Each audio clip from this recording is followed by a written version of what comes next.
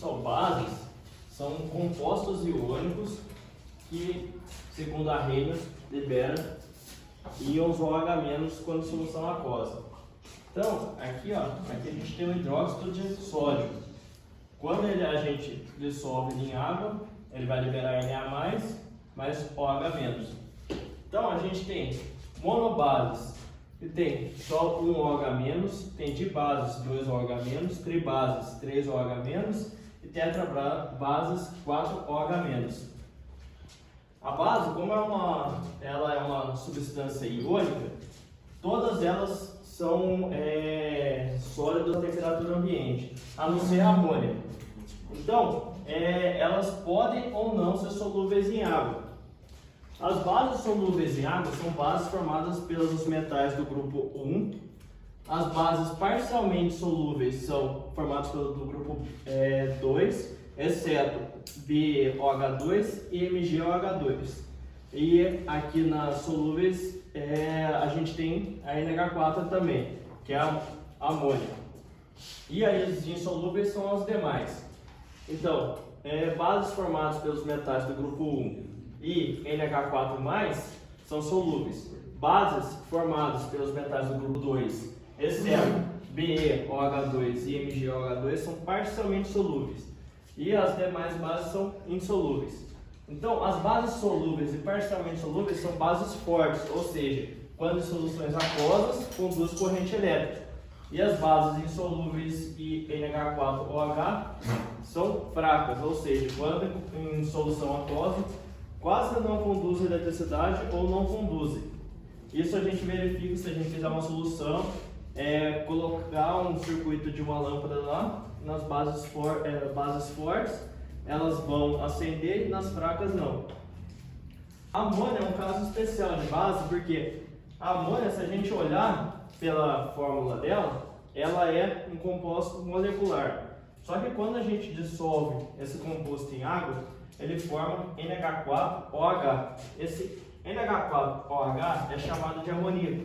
Esse amoníaco, ele libera NH4+, mais OH-, que é um composto iônico. Então, a partir da base da amônia, a gente forma uma base que é um composto iônico.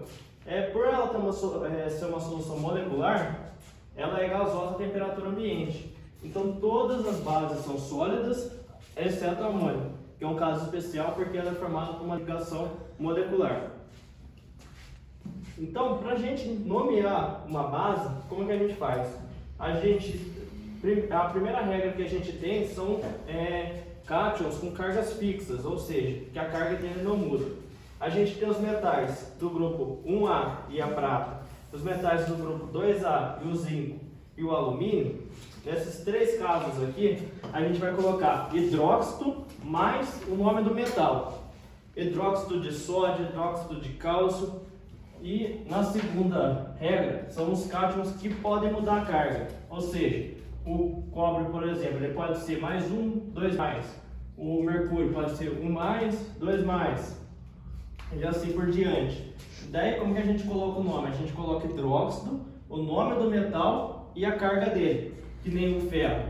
O ferro pode ser 2 ou pode ser 3. Então, hidróxido de ferro, 2, se for 2. Se aqui for no 3, a gente coloca hidróxido de ferro 3. Então, é isso que muda. É sempre hidróxido, o nome do metal. Se for nesses três casos, a nomenclatura para aí. E se for nesses casos aqui, a gente coloca o número da carga do OH-. E a gente também tem indicador ácido-base. A gente estudou os ácidos, a gente agora está estudando as bases. Então tem substâncias que quando elas estão em meio ácido ou em meio básico, ela muda de cor. Por exemplo, a gente tem um tornassol. Se a gente colocar o tornassol no ácido, ele vai ficar vermelho. Se a gente colocar na base, ele vai ficar azul. O azul de bromatinol, se a gente colocar no ácido, ele vai ficar amarelo. Se a gente colocar na base, ele fica azul. Então, eles são muito utilizados, principalmente em piscinas. Se a gente coloca o indicador na piscina, a gente vê se o meio está ácido ou se está básico.